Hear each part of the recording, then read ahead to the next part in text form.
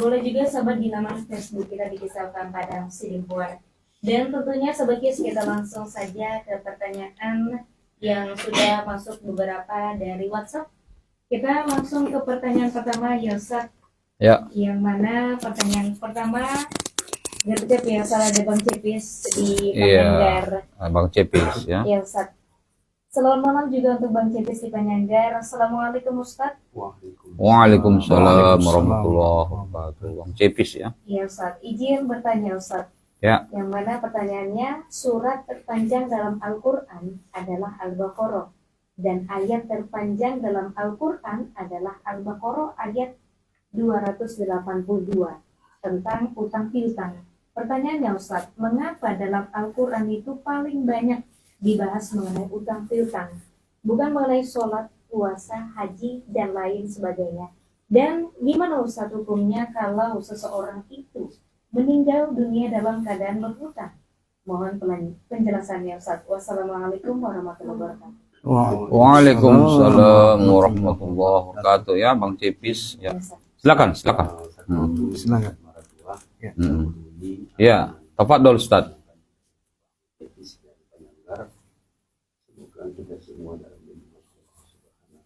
Amin, amin ya Allah.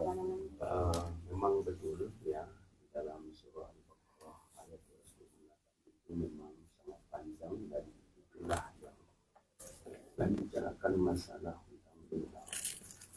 Karena hutang ini, hutang dalam bahasa Arab itu kan Al-Qur'an itu adalah pemotongan dan pinjaman. Karena hutang ini memang menyebabkan orang mulia, bisa menyebabkan orang hina, baik itu di hadapan manusia. Maka dari itu suatu saat Rasulullah sallallahu alaihi masuk ke dalam masjid waktu duha. Ya. Lalu Rasulullah SAW bertemu dengan pemuda di dalam masjid. Ya.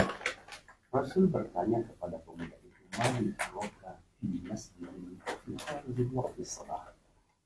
Saya lihat kamu ada di masjid di luar waktu sholat. Karena waktu duha itu orang sudah ketika masing-masing dan jarang orang masuk masjid. Ya. Dan sebagaimana kita ketahui, dimanapun kalau di antara zuhur dengan duha itu sunyi masjid. Tapi pemuda itu ada di dalam masjid. Maka pemuda itu menjawab kepada Rasulullah, "Umumul lazimati ya Rasulullah wa duyulun." Kesedihanlah yang menimpa saya dan hutang saya dijerat. Iya. La u'allimuka du'an idza da'aitahu zahaba hammuka wa qada duka.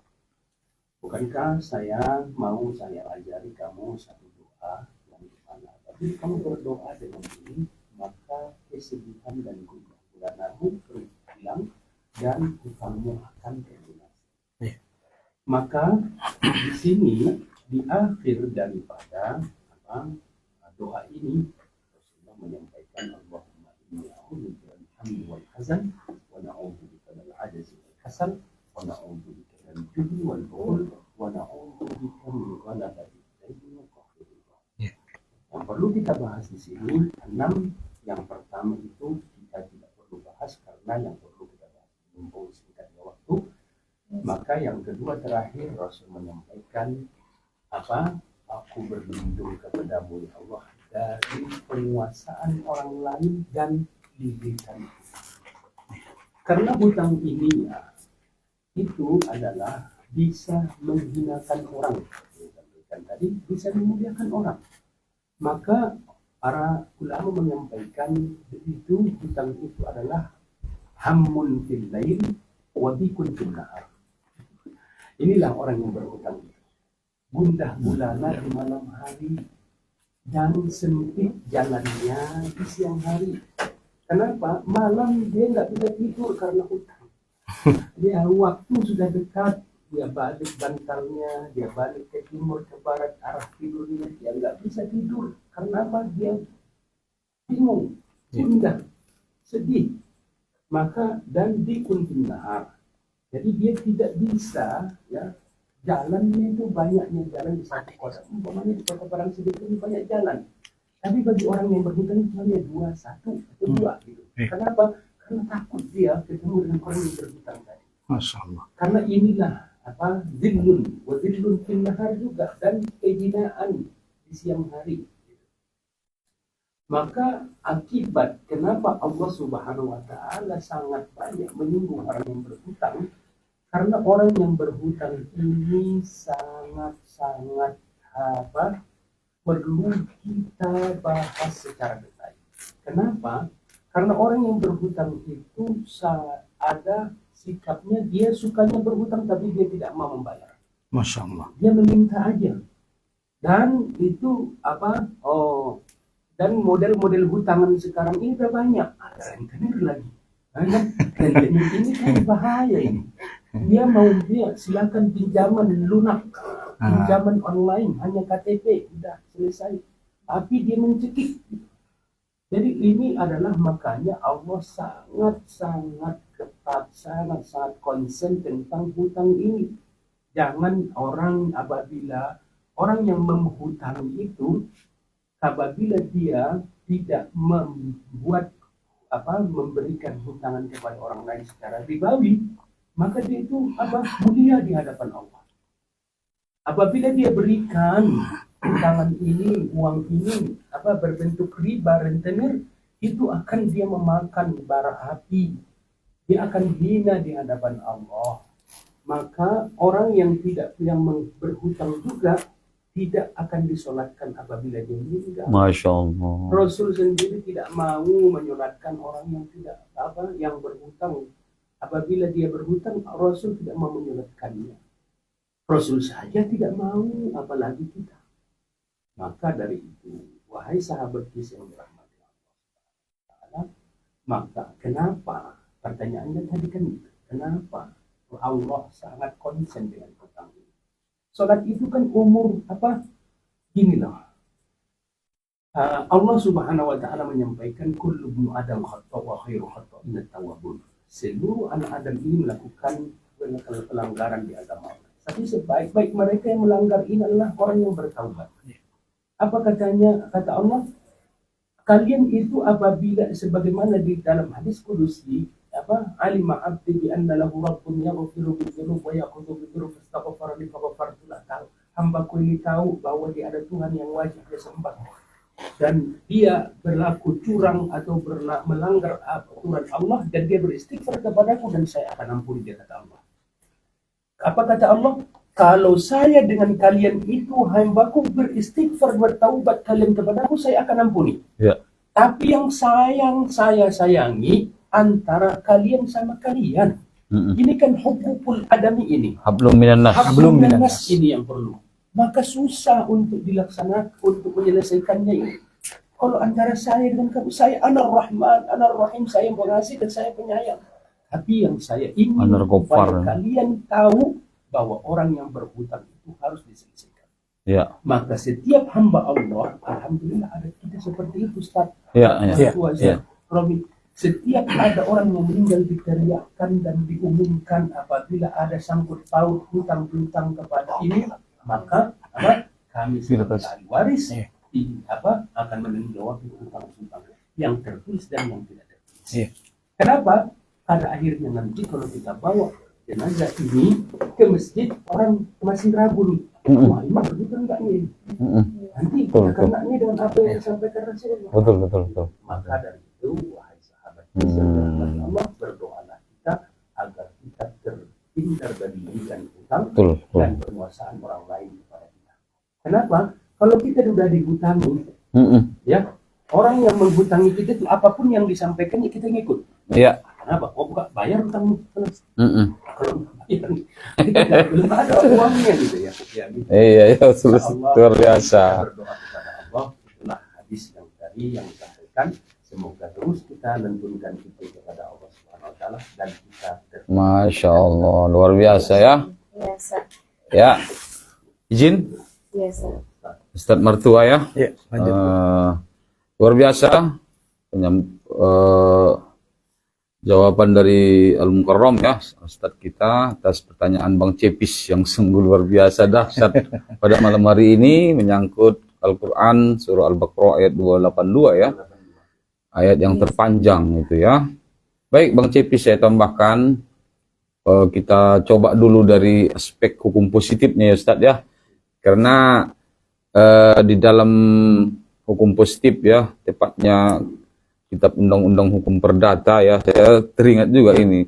Sempat saya buat status hari ini fakta sud servanda ya, yang menjadi perdebatan antara Rocky Gerung ya dengan Sylvester Matutina di dalam sebuah perdebatan suara rakyat ya, yang dipandu oleh Aiman.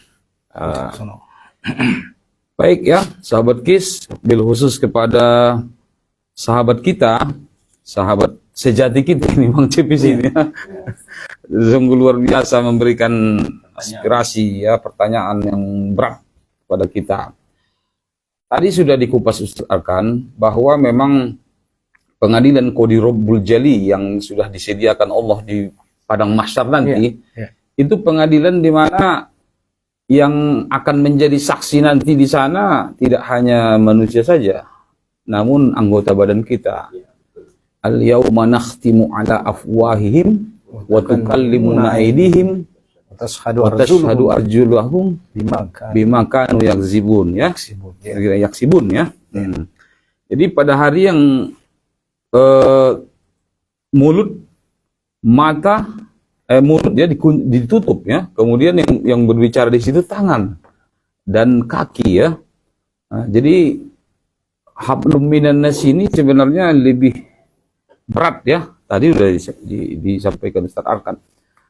Nah, Belanda ya, kolonialis Belanda yang pernah menjajah Indonesia, itu kan memberikan warisan hukum positif kepada kita. Itulah KUH Perdata yang sekarang. Yang dimana kalau ada terjadi hutang piutang dalam hubungan antar manusia di bumi Indonesia ini, kalau kita berhutang baik kepada bank ya, maupun orang per orang, person ke person, itu dibuat perjanjian ya, baik di hadapan notaris, seperti orang rumahnya jauh daripada Ustadz Arkan ya, itu dibuat perjanjian berdasarkan pasal 1338 KUH Perdata. Itu ada azas hukumnya, azas fakta sud servanda ya, sum servanda, artinya setiap perjanjian yang dibuat oleh para pihak, perjanjian itu menjadi undang-undang bagi kedua belah pihak, baik kreditur ya, orang yang mempiutangkan, maupun debitur, orang yang berhutang. Itu dibuat perjanjian. Dan merujuk juga ya jungto pasal 1320 ya KUH Perdata. Ada di sana beberapa poin yang menjadi persyaratan perjanjian ya. Sebenarnya ini semua bersumber dari pasal daripada bukan pasal, ayat 282 tadi, Ustaz. Ayat 282 Quran surah Al-Baqarah ya.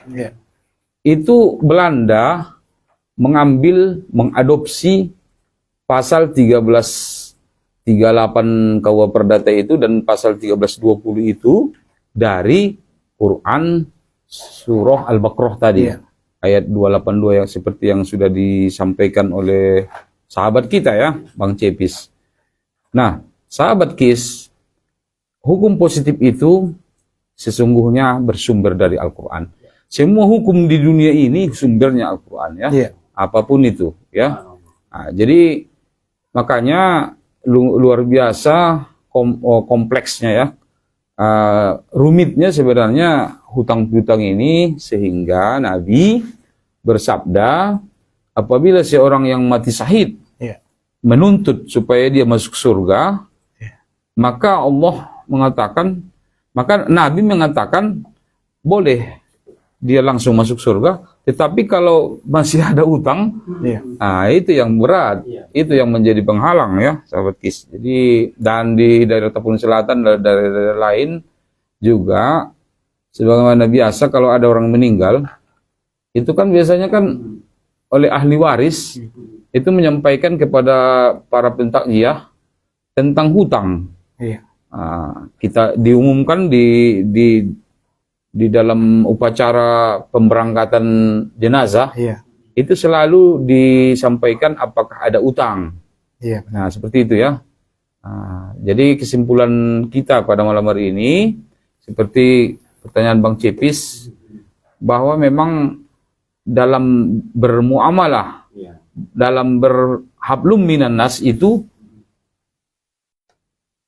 Allah Subhanahu wa taala menyediakan menyediakan ayat yang terpanjang itu tujuannya untuk memfasilitasi segala sesuatu, baik itu perjanjiannya diimlakkan ya Ustaz ya. Iya, benar. Di dalam ayat itu kalau kita simak redaksi ayat tersebut, apabila kalian mengadakan perjanjian muamalah tentang hutang piutang, maka sesungguhnya yang dituntut di situ ya Ustadz Martua ya. Mungkin selanjutnya nanti akan dikupas Ustadz Martua juga. Sedikit lagi dari saya ya, kira-kira 2 menit lagi, bahwa dikatakan Allah di situ, siapa yang berhutang, dialah yang menuliskannya.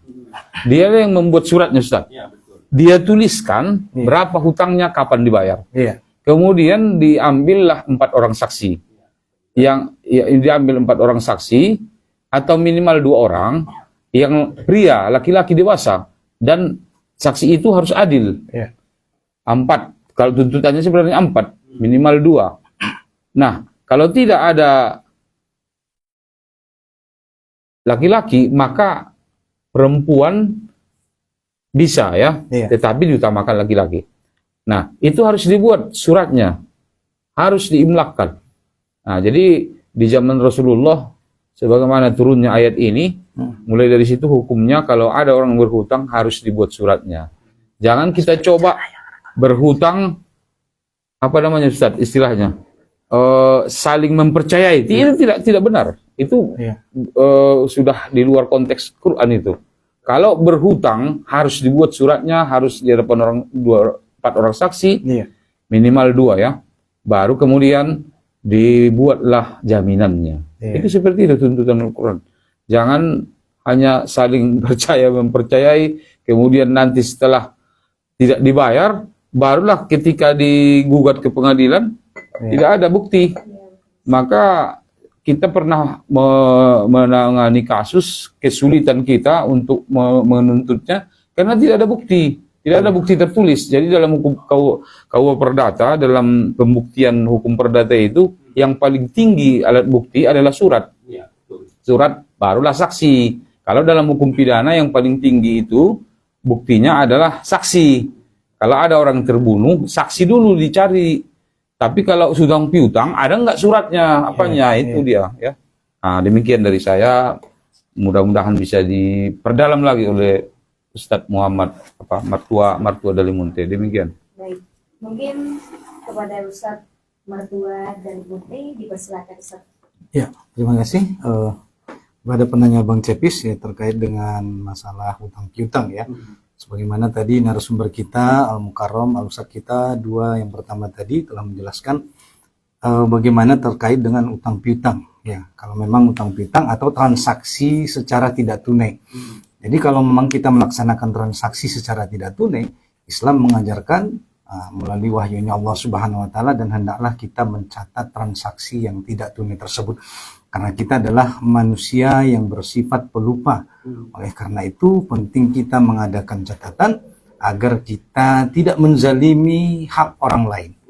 Nah, oleh karena itu, ini hutang piutang dan juga transaksi tidak tunai, ini adalah hablum minan nas, itu hubungan sesama manusia yang harus memang diselesaikan di dunia. Sebab kalau tidak diselesaikan di dunia, maka nanti orang-orang yang tidak menyelesaikan tidak amanah di dunia ini, maka nanti diselesaikannya di akhirat. Oleh karena itulah para ulama mengatakan bahwa di akhirat kelak nanti la dinarun wala dirhamun. Ya, tidak ada dinar, tidak ada dirham, artinya tidak ada uang tunai di sana. Yang artinya kalau kita menzalimi seseorang, ada hak orang yang tidak kita tunaikan atau kita berikan, termasuk misalnya adalah hutang piutang atau transaksi tidak tunai, maka nanti di akhirat sebagai gantinya Pahala. Allah Subhanahu wa taala akan mengambil pahala Pahala. orang tersebut, Iya. yang dimana orang tersebut tidak menunaikan hak orang lain atau amanah Pahala yang telah berarti. diberikan oleh Allah Subhanahu wa taala. Nah, kalau begitu tentu merugilah seorang hamba Allah kelak di Iya. hari akhirat. Oleh karena itu, Bangkrut ya. iya, jangan sampai kita menjadi orang-orang yang bangkrut. Nah, oleh karena Iya, luar itu, biasa. nah, itulah kenapa ayat yang paling panjang ini Allah sebutkan adalah tentang utang piutang, karena memang supaya kita terhindar daripada rugi di dunia dan rugi pula di akhirat. Nah, Masya begitu mungkin Allah. sebagai tambahan Ya. dari saya. Ya. Lanjut, Mbak Gia. Ya, baik. Terima kasih kepada Ustadz yang Luar sudah biasa. menjawab pertanyaan dari Bang Cepis dipanjangkan. Baiklah, sebaiknya kita lanjut ke pertanyaan selanjutnya. Ada dari Bunda Nelda Foto. Assalamualaikum warahmatullahi wabarakatuh, Pak Ustadz. Waalaikumsalam Assalamualaikum warahmatullahi wabarakatuh. Bunda Koto ya. Iya. Iya, Ustadz Nelda Foto Dengar setia. ingin bertanya, Ustadz. Nelda Koto ya. Pak Ustadz, bagaimana usaha menjadikan anak menjadi cahaya menuju berpakaian? Terima kasih, Ustadz. Masya Allah. Silakan Ustaz Arkan. Izin Ustaz Romi dan para buah Iya. Iya, tepat dulu Ustaz. tadi bahwa memang tema kita pada malam hari ini adalah cahaya dari keluarga, dari keluarga. Iya. Dari bagaimana Pak kita menciptakan, karena memang madrasah ini harus diperkuat. Di manakah sekolah-sekolah itu ya di rumah kita itu. Iya. Itulah yang perlu kita perkuat, kita tarbiyah anak-anak kita didik mereka, kita arahkan kepada yang benar, dan kita didik cara adabnya, karena adabnya inilah yang perlu kita bangun. Karena teknologi makin canggih saat ini, nah, semua media dan semua peralatan sudah bisa dicapai dan digapai. Iya. Tapi yang hilang dari diri kita saat ini adalah adab, etika. Betul. Etika lah yang hilang dari kita. Maka dengan adabnya itu, maka Rasulullah SAW juga menyampaikan ini nama itu. Ditamimah makarimal akhlak. Saya diutus kepada dunia ini untuk menyempurnakan ilmu yang tinggi, ilmu yang yang banyak. Tapi kalau kita tidak dipakai dengan akhlak dan etika, Iya. Iya, betul. maka dengan akhlaklah kita membangun jadi orang-orang yang muttaqin. Sebagaimana ya Rasulullah SAW Sallallahu alaihi. kita laisa minna lam yahtarim kibarana wa yuwaqqir fuqarana. Bukan dari golongan kami orang yang tidak menghargai yang lebih tua dari kami dan menyayangi yang lebih muda dari kami. Itulah yang perlu kita bangun. Ada pertanyaan, di anak-anak Pak? kita. Biarkan pertanyaan. dia tahu siapa yang dia harus hargai di rumah, di lingkungannya, di sekolahnya, dan di orang-orang yang dia bergauli, Iya. bergaul dengan orang-orang yang baik, karena almarhum mimman ahab, itu orang itu Udah. dia akan dibangkitkan Gimana nanti pertanyaan? beserta orang-orang yang dia cintai di dunia. Maka Ya, apabila ada kita pertanyaan, Mas. anak-anak kita bangun ya kecintaannya kepada dunia, maka dia nanti akan dibangunkan di dunia akhirat juga dengan duniawinya. Tapi bila dia maka ya dengan orang-orang yang soleh, dia akan dibangunkan dengan orang-orang yang soleh. Maka pergaulan itu perlu dijaga. Ya. Salah satu kita kenalkan agama sejati. Kita kenalkan Allah kepada anak-anak kita, bahwa Allah itu tidak ada sekutu baginya, bahwa dengan beriman kepada Allah itu adalah nikmat yang paling tinggi, dan berbakti kepada Allah, berbakti kepada kedua orang tua adalah itu perintah setelah setelah patuh kepada Allah dan Rasulnya. Maka unsur inilah yang pertama, bagaimana menciptakan anak kita supaya muttaqin, kenalkan dia agama Allah. Kedua, berikan dia adab yang baik. Ketiga, jaga pergaulannya, karena dulu orang-orang masih bebas di luar sana. Sekarang anak-anak kita tinggal di kamar, tapi dia bisa mengakses lewat handphonenya, Gadget. dan itulah yang paling lain. Iya. Ini semoga yang 3 hal ini bisa kita wujudkan untuk menjadi muttaqin kedua kita. Terima kasih. Baik, terima kasih kepada Ustadz yang sudah menjawab pertanyaan dari Ibu Bunda Koto. Mungkin ada tambahan dari Ustadz Romi dan Ustadz Martua. Iya. Izin Ustadz Mertua Silakan. mendahului Bunda Koto ya, Iya. Iya, Ustadz. di mana tadi? Batuna 2. Iya, Ya. Ustadz. Ada dua Kota Parang Sidimpuan ya. Luar biasa ya. Pertanyaan yang singkat namun padat ya. Sudah didahului tadi Ustaz Arkan. Ya, ada 3 tadi. Saya tambahkan sesuai dengan pedoman Al-Quran juga. Ya, ada sebuah doa ya, kembali doa ya. Bahwa memang senjata orang mukmin itu adalah doa ya. Iya. Rabbi habli minas solihin. Iya. Ya, ini doa yang dipanjatkan Nabi Ibrahim. Ya Ustaz ya. Iya, begitu. Salam. Ketika sebelum lahir ya Nabi Ismail. Ya Allah, anugerahilah aku anak yang Soleh. soleh. Soleh, soleh. Luar biasa. Rabbi Habli minas solihin. waj'alni muqimas salati wa min zurriyyati rabbana wa taqabbal du'a. Ini juga doa yang dipanjatkan Nabi Ibrahim juga. Iya. Ya Allah, Rabbi jadikanlah aku dan anak keturunanku orang-orang yang mendirikan sholat. Iya.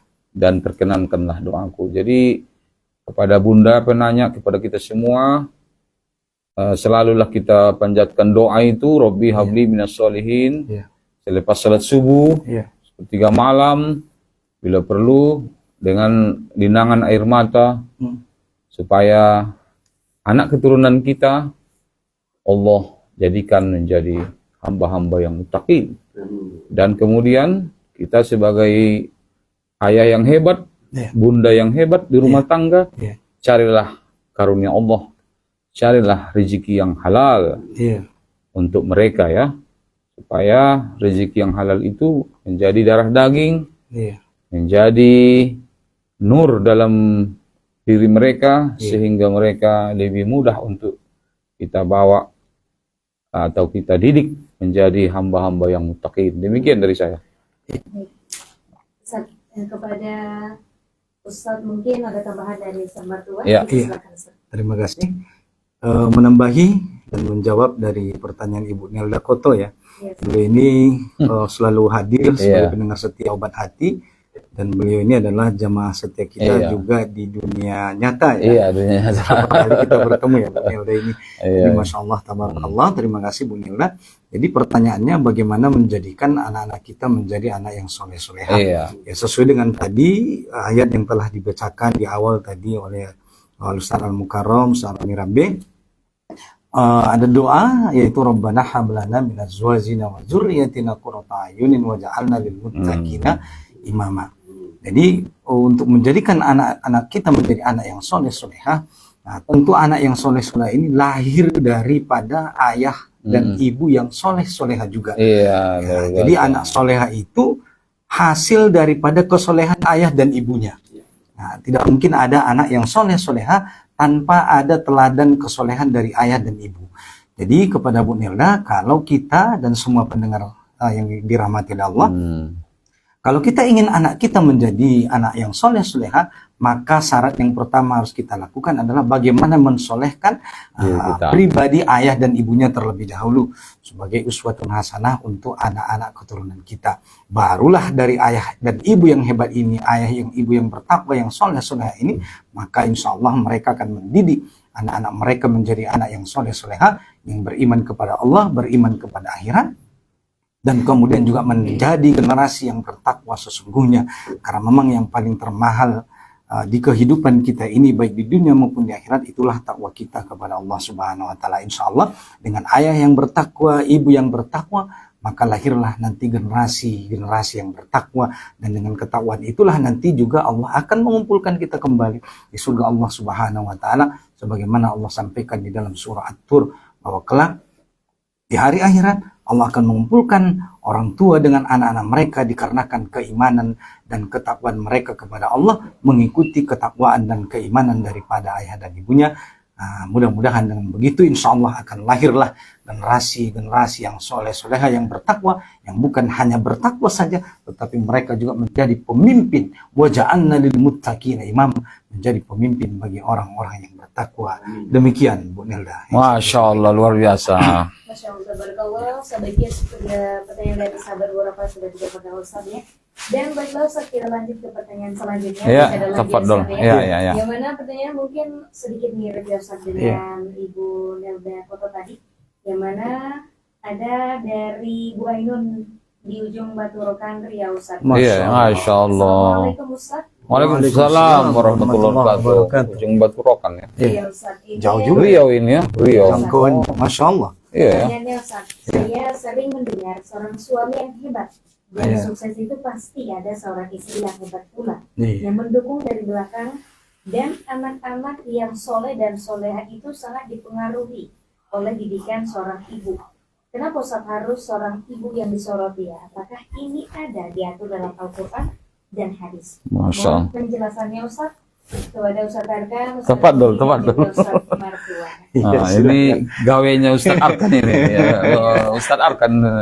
Ayo Ustadz Arkan. Terima kasih Ustaz Romi. Oh ya. Iya. Iya. Doa seorang istri, kenapa disoroti istri? Iya. Ada istilah memang. Kesuksesan Suami. itu didorong dari Ya. Masya Allah. Doa. Masya Allah ya. Makin banyak istrinya, makin banyak yang mendoakan. Ya. tergantung kunci tafsir. Oh, iya. Masya Allah. Jadi terhal ini saya terima. Iya. Kalau sering saya sampaikan di kalangan karena cuma kita ini menjadi sekali ibu. Iyalah. Jadi apabila kalian berhenti dalam membaca Al-Quran tentang perempuan, berhentilah sejenak. Berhenti sejenak baca dan tadabburi ayat-ayat. Iya. Karena ayat-ayat mengenai perempuan dan Allah memuliakan perempuan itu sangat luar biasa. Bahkan surah dari Al-Quran saja tidak ada namanya rijal. Iya. Ada An-Nisa. Iya. Ada Maryam. Dan Tuhan Maria. Itu identiknya kepada Mujadalah. maka begitu mulianya. Perempuan. Luar biasa ya. Oh, iya. Tapi ingat juga, di antara kemuliaan itu ada juga kelemahan mereka, Ustaz. Iya. Saya ya harus seimbang dong. Iya. Karena apa yang diciptakan Allah juga disamakan dengan zatnya itu juga perempuan. Iya. Bukanlah tikusnya perempuan itu sangat luar biasa. Iya. Sampai terjerumus dipenjarakan oleh Nabi Yusuf gara-gara tipu daya itu kan. Iya. Jadi itu semua adalah kemuliaan. Mm-mm. Tapi kalau kita bahas tahapan-tahapan yang ada dalam Al-Quran, coba kita tunjuk dulu. Yang pertama, kalau kita bisa 4 tugas wanita dalam Al-Quran itu apa? Pertama, Masya Allah. apa sih? Sebagai ibu. Iya. Yang pertama, tugas pertama yang Allah tentukan dalam Al-Quran itu bagi perempuan adalah sebagai istri. Istri ya. Jangan Masya ibu Allah. sebagai istri, jangan ibu. Saya pikir itu ibu, kok enggak ibu ya? Mm-mm. Karena ibu itu kan 3 tingkat dibandingkan ayah. Iya. 3-1. Ini 3 banding 1. Ternyata enggak. Dalam tugas yang pertama yang Istri, ya. diarahkan dalam Al-Quran itu adalah sebagai istri. Zaujah. Maka Imam Syafi'i menyampaikan kepada kita, mendapatkan istri yang soleha itu cikal bakal jadi ibu ini adalah sama halnya menyiapkan satu generasi. Masya Allah. Apabila kita mendapatkan ibu yang luar biasa, yang taat kepada Allah, yang seperti Muti'ah istrinya Sayyidina Bilal bin Rabah, wah itu udah luar biasa. Masya Allah. Maka dunia mata wa khairu mata Al-mar'atus al-mar'atus sunnah. Iya. dunia ini indah, Iya. ya. Jadi indah. Tapi yang semua keindahan Yang paling ini, baik, ya. paling Iya. indah Iya. itu adalah istri Yang yang soleh. Masya Maka Allah. sewajarnya Istri yang soleh ya. katanya apa di doa seorang istri ini kepada suami ini sangat luar biasa. Luar Satu, biasa, ya. kenapa? Hmm. Karena kelembutan hati. Kedua, umumnya ada di situ. Maksudnya jiwa keibuan ada di situ. Kenapa? Karena seorang ibu apabila mendoakan istrinya, suaminya, Iya. itu apa? Langit rahmat itu Iya. turun langsung. Kita nazarul rahmat. Maka sewajarnya ya Nabiullah Ibrahim alaihissalam selamat berpuluh tahun berkelana di Palestina Iya. saat ditinggalkan Nabiullah Ismail dan Hajar. Iya. Karena simpel saja ditanya Hajar, ya Ibrahim, ada amalullah. Wahai Ibrahim, kamu tinggalkan kami di tanah yang tandus ini, tidak ada kehidupan di sini. Apakah ini perintah Allah? Lihat tuh.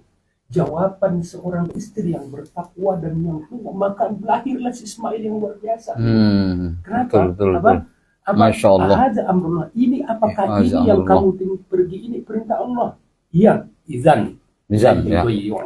Iya. Kalau memang ini perintah Allah, Allah tidak akan apa? Menyanyiakan kami. Iya, Iya, betul. Itu adalah apa? Wah, kalau mungkin istri yang sekarang Ustaz, waduh matilah kami makan harimau, matilah serigala lah.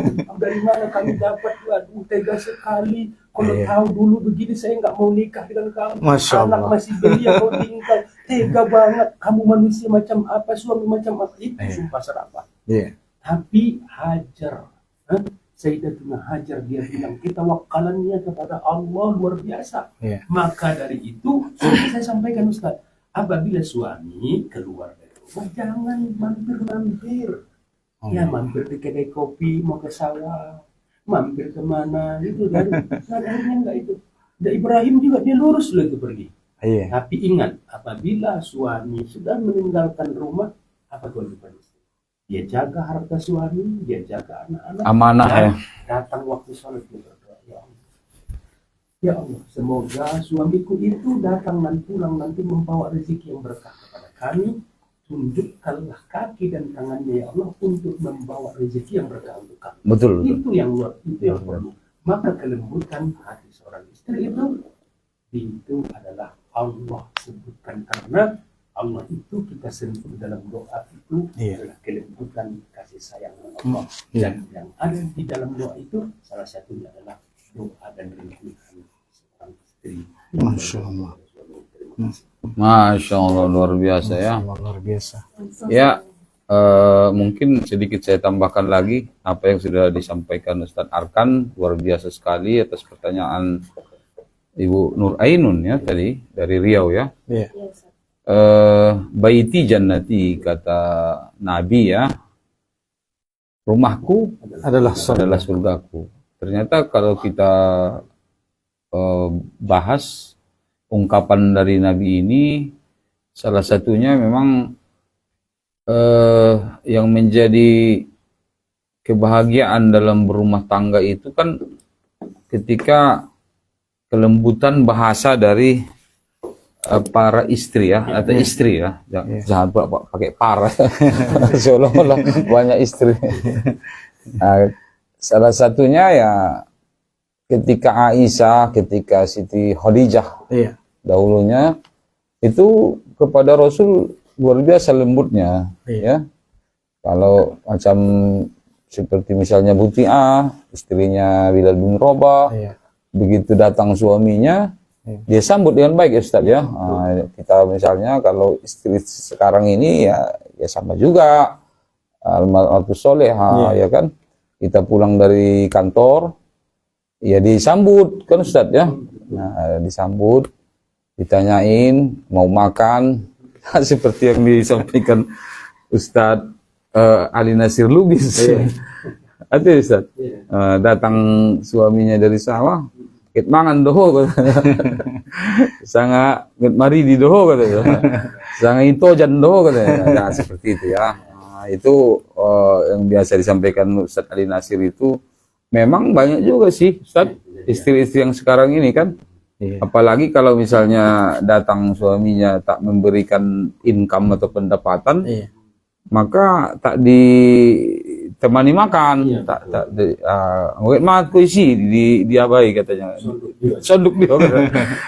Jadi sahabat KIS ya, Iya. kembali bahwa memang suksesnya suami Iya. itu selalu dipengaruhi oleh istri yang soleha ya. Nah, jadi kunci daripada kesuksesan berumah tangga itu memang sebagian besar adalah terletak pada istri ya. Iya. Dan memang istri ini kan tanggung jawab kita Iya. sebagai Iya. suami. Iya. Nah, jadi mulai dari mempersiapkan jika seorang pemuda ingin menikahi calon istri ya terdiri dari 4 ya Iya. tadi. Nah, yang pertama lima liha ya hartanya, Iya. kemudian linasabiha keturunannya, Iya. lijamaliha lijamaliha Iya, ya karena kecantikan, kecantikannya, ketampanan. kemudian lidiniha ya. Karena agama. Silakan Ustadz Martua menambahkan.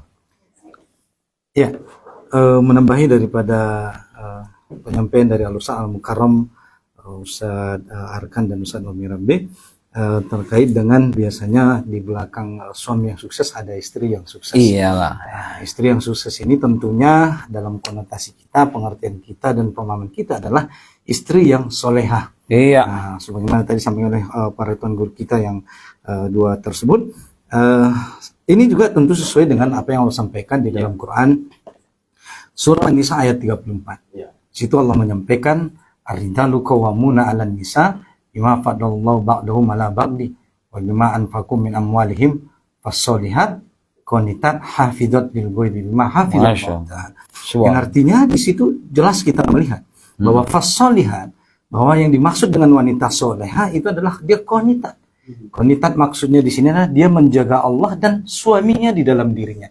Dia taat kepada Allah dan suaminya. Maka ini adalah wanita yang soleha. Dia taat kepada Allah, taat kepada suami, ikhlas dalam ketaatannya kepada Allah dan suaminya tersebut. Kemudian dia menjaga dirinya. Ya, fasolihat qanitat hafizat lil ghaibi. Dan dia menjaga dirinya, menjaga harta suaminya. Ketika suaminya tidak berada di sisinya, maka insya Allah begitu juga menjaga hartanya. Maka inilah yang disebut dengan istri yang soleha, yang menjadi pendukung kesuksesan para suami. Luar biasa. Di mana sekarang ini banyak para istri ketika suaminya tidak berada di sisinya, lalu pun dia bermacam-macam tingkahnya, begitu kan? Main TikTok. Ya, itu dia. Memang dia di dalam rumah begitu. Tetapi dia lain misalnya dengan ada yang menampakkan aurat, ada yang segala macam itu demi ya mendapatkan koin dan segala macam tadi. Nah, ini tentu jauh daripada kategori wanita soleha. Iya. Sementara jelas dikatakan dalam surah An-Nisa 34 itu fasolihat qanitat. Ya, dialah yang taat kepada Allah, menjaga hak Allah dalam dirinya, menjaga hak suaminya, kemudian dia ikhlas dalam beramal soleh tersebut, kemudian menjaga dirinya ketika suami tidak berada di rumah dan menjaga hartanya, maka insya Allah dengan begitulah kesuksesan suami akan didukung oleh istri yang soleha sebagaimana Allah sampaikan dalam ayat tersebut. Demikian. Iya. Ayo. Closing. Sepertinya kita sudah berada di ujung program Obat Hati dan mungkin Closing. Closing. Silakan Ustaz Arkan. Ya, Untuk closing malam hari. Mbak Dian, Ustaz Romi, sahabat KIS yang dirahmati Allah dimanapun Anda berada, kita sudah menghubungi program kita pada malam ini. Semoga apa yang kami sampaikan manfaat untuk diri kami dan juga sahabat KIS. Iya. Untuk menutup dan pertemuan kita pada malam ini, maka teruslah berdoa dan berdoa agar cahaya itu muncul, karena kita tahu datang dari pahit siapa yang akan Allah perubahan, karena zaman ini adalah zaman dan carut marutnya keadaan sekarang ini. Kita bermohon kepada Allah agar muncul cahaya itu, apakah muncul dari ufuk timur ataupun ufuk barat, tapi yang jelas kita tidak pernah putus asa tentang rahmat dari Allah. Marilah kita membenahi diri, membenahi keluarga, jaga diri kita dan keluarga kita dari api neraka, agar kita nanti dipertemukan di dunia ini dan dipertemukan di dalam Insya Allah. Amin ya Insya Allah. Allah. Amin ya rabbal alamin. dan keimanan yang kita dapatkan dari Allah ini Ya. kita pupuk dan kita terus kita jaga agar kita Insya dan Allah. tidak dimasukkan ke surganya Allah. Amin ya rabbal alamin. Assalamualaikum warahmatullahi wabarakatuh. Waalaikumsalam warahmatullahi wabarakatuh. Baik, sahabat KIS ya. Itu tadi closing statement dari Tuan Guru kita, Ustaz Haji Muhammad Arkan ya. Baik, dari saya closing statementnya ya. Khairun nas anfa'uhum linnas. Ya. Ya, sebaik-baik manusia adalah manusia yang bermanfaat bagi orang lain. Ya. Sebagai seorang anak, maka bermanfaatlah bagi orang tua, bermanfaatlah bagi lingkungan. Ya. Sebagai seorang ayah juga bermanfaat bagi istri, bermanfaat bagi anak-anak, mencari nafkah. Sebagai seorang istri juga Ya. bermanfaatlah bagi suami, Ya. bermanfaat bagi anak, Ya. bermanfaat bagi jiran tetangga. Ya. Nah, jadi mari kita aplikasikan moto ini di dalam kehidupan kita. Sekali lagi, sebagaimana Nabi bersabda, khairun nas anfa'uhum linnas. Ya. Itu saja barangkali closing statement dari saya. Mudah-mudahan kita bersua dalam episode yang akan datang dengan tema yang berbeda tentunya. Insya Allah. Dan semoga bermanfaat. Barakallahu li wa lakum. Wabillahi taufiq wal hidayah. Assalamualaikum warahmatullahi wabarakatuh. Waalaikumsalam warahmatullahi wabarakatuh. Iya, sebagai closing statement dari saya, Umar, Ustadz Martua dari Munte. Umar ya. Ya, begitu. Umar ya, Ustadz Martua dari Munte. Jadi, closing statementnya adalah sebagaimana kita sampaikan tadi di awal, bahwa sebenarnya yang paling berharga di dalam kehidupan kita ini tidak lain dan tidak bukan, itulah takwa kita di hadapan Allah Subhanahu wa taala. Bukan harta, bukan dunia, bukan pangkat, bukan jabatan, tapi yang paling berarti di dalam kehidupan kita adalah ketakwaan kita di hadapan Allah Subhanahu wa taala. Dan ini sesuai apa yang Allah sampaikan, inna akramakum indallahi atqakum. Yang paling mulia di antara kalian adalah orang yang paling bertakwa. Mudah-mudahan kita semua dengan ketakwaan kita kepada Allah Subhanahu wa taala menjadikan kita adalah menjadi generasi yang soleh-soleha, menjadi orang-orang yang bertakwa, menjadi qurrata ayun, dan menjadi pemimpin bagi orang yang bertakwa insya Allah ke depan. Dengan begitu, sebagaimana tadi kata Ustadz Arkan, bahwa insya Allah kebangkitan umat ini akan bermula dari kita bertakwa di hadapan Allah Subhanahu wa taala, dan kejayaan itu insya Allah akan kembali luar biasa bersama-sama dengan kita. Amin. Dan patuh terhadap syariat Allah Subhanahu wa taala. Amin ya rabbal Demikian alamin. penyampaian saya. Baik. Terima kasih sahabat KIS semuanya yang sudah bergabung pada malam hari ini, dan tentunya terima kasih kepada Ustadz yang sudah berhadir pada malam hari ini, Iya. yang sudah menyampaikan